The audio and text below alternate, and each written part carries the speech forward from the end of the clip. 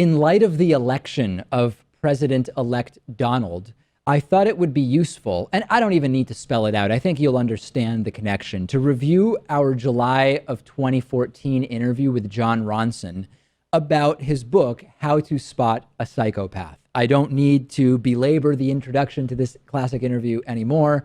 I think it is very, very relevant given the election of Donald, as well as many of the deplorables that are rapidly making their way into Trump's potential cabinet and set of advisors. My July of 2014 interview with Jon Ronson, How to Spot a Psychopath. I'm joined today by Jon Ronson, who is the New York Times bestselling author of The Psychopath Test, a very, very interesting book. Jon, great to have you with us. Let's start first. How did you get interested in the topic of psychopathy? I met this woman who was married to a guy who claimed to be from the CIA. And for 7 years, she lived as a CIA wife. And he'd go off to, Gaza. And then after 7 years, she got a telephone call from somebody saying that, every time he thought he was going off to Gaza, he was actually going off to his other wife's house, which was like about a mile down the road. And I said to her, God, you must have been so upset. And she said, well, no, he's a psychopath. And so does the wildebeest feel upset when it's being chased by the lion? No, the wildebeest knows that it's in the lion's nature to act that way. And that struck me as like such a huge thought, that there were people out there who were like lions, like sort of cold killers.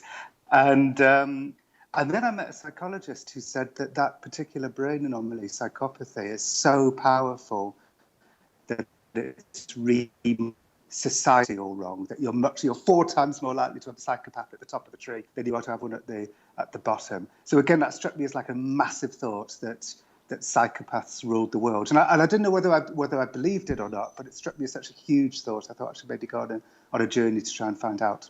And certainly the book kind of catalogs that journey. And how would you define psychopathy post-book? In other words, how did the process of researching and writing the book change your assessment of what a psychopath is, if it did? Yeah, I think it did, and I think it kind of continues to mutate. I went on a course to learn how to spot psychopaths. I am now certified in it, in that I've got certificate of attendance, which is, by the way, enough to make you a court expert in certain American states, which is a bit worrying because I could barely do it. So scientifically, if you want to use that term, there's 20 ways of identifying a psychopath. The main one is lack of empathy, but also there's things like lack of remorse, grandiose sense of self-worth, glibness, superficial charm, and so on. And there's a gold standard of psychopathy diagnosis, which is a checklist called the PCLR, which is used in courtrooms and sentencing hearings and so on. And I believe that the inventor of the checklist has really, done an extraordinary thing, because psychopathy, psychopaths don't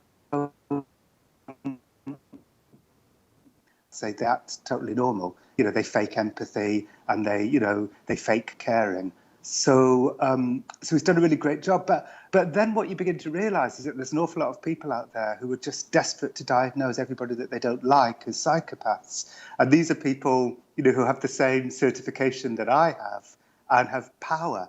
And so as the years have gone on, I've started to think, well, maybe a psychopath is just another way of saying, somebody that we really don't like.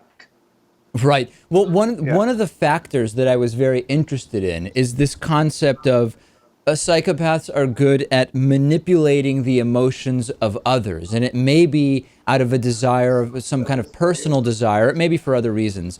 However, there are many people who learn the skill, if we are to call it a skill, or maybe ability is a better term, to manipulate the emotions of others. And this ranges from people in various types of sales fields. We've talked with recently a social engineer who's a professional whose job is to go in and try to manipulate others to test security, for example, to test corporate security. So the ability or skill of manipulating others' emotion alone, I feel like a lot is made of that when evaluating psychopathy, while it may not really be that good of an indicator, or am I off on that?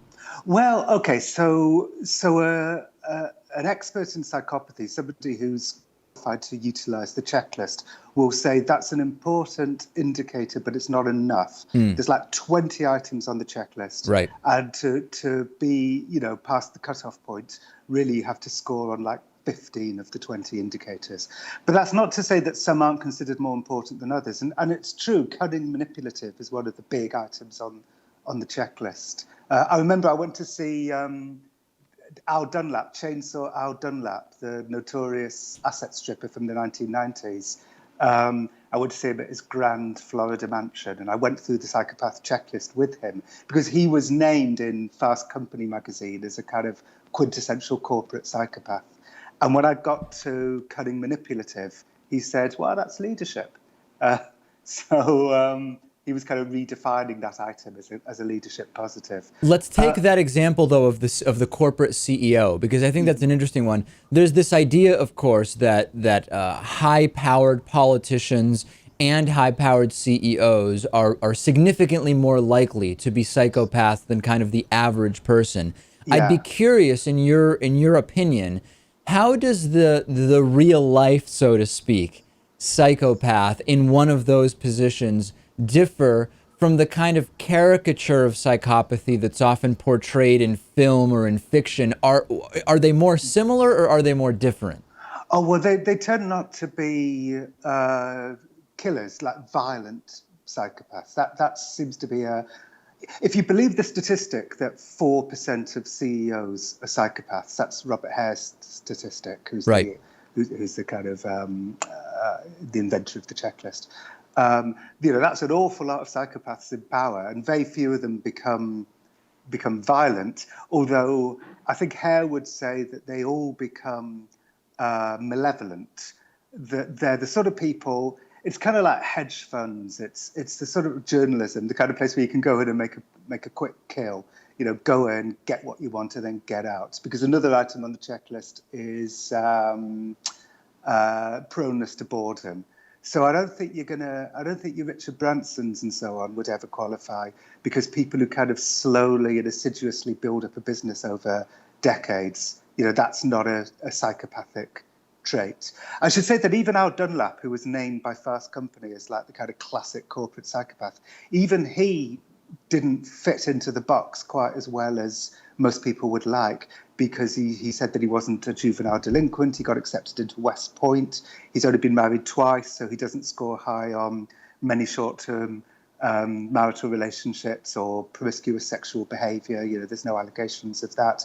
So even when you find yourself with what some people would consider a kind of classic one, they're never quite as classic as you think they're going to be. And I think that speaks to the sort of slightly psychopathic way that we want to like desperately define people as psychopaths. Right. Well, that was where I was going next, which is the desire to categorize people in a binary way, so to speak. You either are or are not this thing. Is that even useful to us, or does psychopathy exist on a sort of spectrum? Well, I mean, to me, this is the most fascinating question of all. This is even more fascinating than whether or not psychopaths rule the world. Because even though clinicians will always say it exists on a spectrum, everybody goes from 0 to 40. 40 is the top mark. What Robert Hare once said to me is that when you meet a real one, it's stunning. Like a high-scoring one. And I think that's true. I think it is stunning when you meet them. However, there is this desperate desire in psychology and psychiatry and the pharmaceutical business and journalism and social media to kind of declare other people insane. There's like this desperate desire to kind of, label people in this binary way, as you said. And to me, that's fascinating, because that's something that we all do. I mean, my God, the number of times people have asked me if Lance Armstrong is a psychopath and so on. And after a while, you start to feel, well, this is kind of corrosive, the way that we just want to turn human beings into these one-dimensional figures. Well, the Lance Armstrong example is very interesting to me, because where I was going next was in limited interactions with people that you meet. I will sometimes talk to people who will describe sort of characteristics that made them think they had met a psychopath. And for me, they are the same characteristics that might define someone more likely as a narcissist than a psychopath. In other words, I think that psychopath is a much more significant definition of someone. And in casual interactions with people, I think some of the characteristics of psychopathy may just be narcissism. Yes, I'd say so. Again, I think somebody like Hare would say that, narcissism comes into psychopathy but doesn't define psychopathy. It's narcissism plus a lack of empathy, narcissism, plus many promiscuous sexuality, which I always think is a kind of weird one to have on the checklist because, it's been a long time, but I'd rather look back on my promiscuous sexual days with some fondness. But yeah, so they certainly are narcissistic. Like one of the main items on the checklist is grandiose sense of self-worth. Right. I remember when I was at Al Dunlap's house and I asked him whether he had grandiose sense of self-worth. We both kind of involuntarily looked up because he was standing underneath a giant oil painting of himself. So narcissism is certainly part of it. But it's really, in some ways, I think it can be defined by what's not there. And what's not there is empathy and kind of fear. That feeling that you get when somebody leaps out in front of you and, that kind of debilitating feeling of shock. All the things that make you good, like a good person, guilt, remorse, they don't have that stuff. And I've certainly over the years met people who would be considered high-scoring psychopaths, but I've also met an awful lot of people who have been labelled psychopaths who are kind of, troubled and good people. I think it's a very overused diagnosis. Certainly. So.